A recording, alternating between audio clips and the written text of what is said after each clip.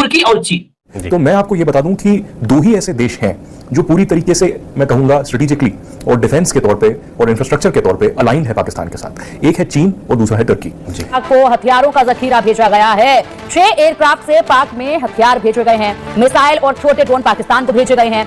2 कंट्रियां सामने आई। पहले तो आपने चाइना के बारे में देखा ही होगा, अभी टर्की के द्वारा पाकिस्तान को हथियार भेजे गए हैं। लगभग टर्की पाकिस्तान की साइबर फोर्स बनाने में मदद कर रहा है। इनफैक्ट चाइना भी पाकिस्तान की साइबर फोर्स बनाने में मदद कर रहा है।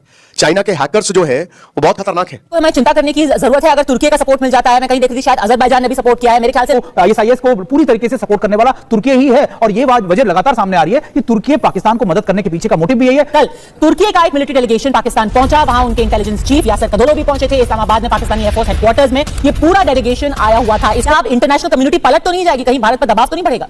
तुर्की इस समय एक मिलिटरली बहुत पावरफुल। दोस्तों, इस वक्त पाकिस्तान और भारत का मामला बिल्कुल बिगड़ चुके हैं। पाकिस्तान ने चीन और तुर्की से मजीद तैयारी मंगवा ली। आप भारत मीडिया का रिएक्शन देखिए। एक मिलिट्री डेलीगेशन पाकिस्तान पहुंचा, वहां उनके इंटेलिजेंस चीफ यासर कदोलो भी पहुंचे थे। इस्लामाबाद में पाकिस्तानी एयरफोर्स हेडक्वार्टर्स में ये पूरा डेलीगेशन आया हुआ था। इसको भारत किस नजर से देखे? देखिए, ये बात तो तय है कि लगातार तुर्की पाकिस्तान की मदद करता है। मैं आपको बताऊं 2019 के बाद भी कई बार ऐसा हुआ जब पाकिस्तान ने बड़ी खेप ली रेडार्स की, उनके डिफेंस सिस्टम्स की, ड्रोन्स की। और ऐसा तुर्की इसलिए भी करता रहता है क्योंकि तुर्की को लगता है कि वो शायद मुस्लिम देशों का खलीफा बन सकता है, उनको एक तरीके से एक बड़ी कमांड उनकी हासिल कर सकता है। लेकिन और ऐसा नहीं है कि तुर्की सिर्फ और सिर्फ ये भारत पाकिस्तान के साथ कर रहा है। मुझे याद है कि लेबनान के अंदर भी, नॉर्थ लेबनान में कहा जाता है कि ISIS को पूरी तरीके से सपोर्ट करने वाला तुर्की ही है। और ये वजह लगातार सामने आ रही है कि तुर्की पाकिस्तान को मदद करने के पीछे का मोटिव भी यही है कि उसको अपने लिए एक मार्केट चाहिए अपने साजो सामान बेचने के लिए। तो निश्चित तौर पर तुर्की का ये कदम जो है, आप कहेंगे कि जरूर हाँ प्रोवोकिंग है, लेकिन तुर्की लंबे समय से ये पाकिस्तान के साथ सहयोग बढ़ाता हुआ है। सिंह, ये कोई हमें चिंता करने की जरूरत है? अगर तुर्की का सपोर्ट मिल जाता है, मैं कहीं देख रही थी शायद अजरबैजान ने भी सपोर्ट किया है, मेरे ख्याल से रशिया ने भी अब कहा है कि थोड़ा सा दोनों साइड्स को टोन डाउन करना चाहिए। कल UN के जो चीफ है उन्होंने भी दोनों देशों से बात की है।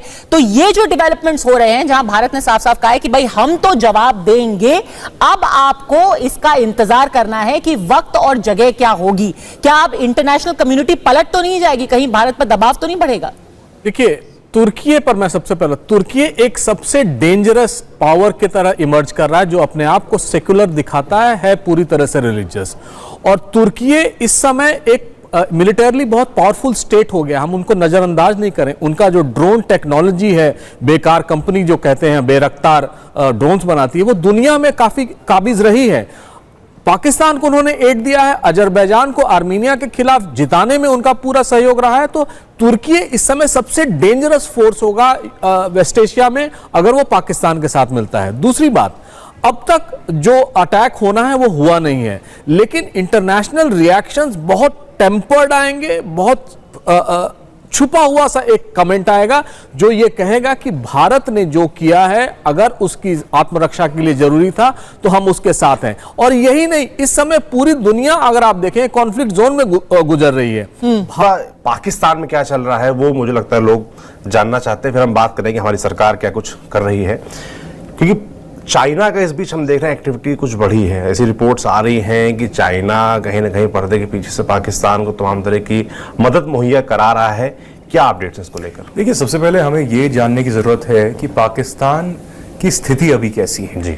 चाहे वो आंतरिक सुरक्षा हो, चाहे उनकी विदेश नीति हो, या जो रक्षा जो उनके समझौते हुए हैं, पूछेंगे कि पाकिस्तान की स्थिति कैसी है। तो मैं आपको ये बता दूं कि दो ही ऐसे देश हैं जो पूरी तरीके से मैं कहूंगा स्ट्रेटेजिकली और डिफेंस के तौर पे और इंफ्रास्ट्रक्चर के तौर पे अलाइंड है पाकिस्तान के साथ। एक है चीन और दूसरा है तुर्की जी। चीन जो है अपने आप को आयरन ब्रदर कहता है, पाकिस्तान भी आयरन ब्रदर कहता है। और चीन का पिछले 10-15 सालों में बहुत ज्यादा जो है इन्वेस्टमेंट पाकिस्तान में रहा है, जिसे BRI के तहत हम चाइना पाकिस्तान इकोनॉमिक कॉरिडोर कहते हैं। बिल्कुल। लेकिन जिस जोशो खरोश से वो 10 साल पहले के आसपास आया था, वो जोशो खरोश में बहुत कमी अब आई है। बहुत सारे अटैक भी हुए हैं, और जो रिटर्न और इन्वेस्टमेंट हम देखना चाहते थे, एक रेवेन्यू का रिटर्न हो, लेकिन अब हमें रिपोर्ट्स ऐसी आ रही हैं कि कल जो है C-130J हरक्यूलिस जो है, बहुत बड़ा एक ट्रांसपोर्ट एयरक्राफ्ट होता है, आपने हिंदुस्तान में भी इसे देखा होगा। ये करीबन 6 सॉर्टीज करता है, और 6 ऐसे जहाज कल पाकिस्तान जाते हैं पिछले 24 घंटे में। और आंकलन ये लगाया जा रहा है, मैंने कुछ टर्की के लोगों से भी बातचीत की जो दिल्ली में शोध कर रहे हैं या बाकी जगहों पे कर रहे हैं, उन्होंने मुझे बताया कि टर्की और पाकिस्तान का जो डिफेंस टाइज है बहुत मजबूत है।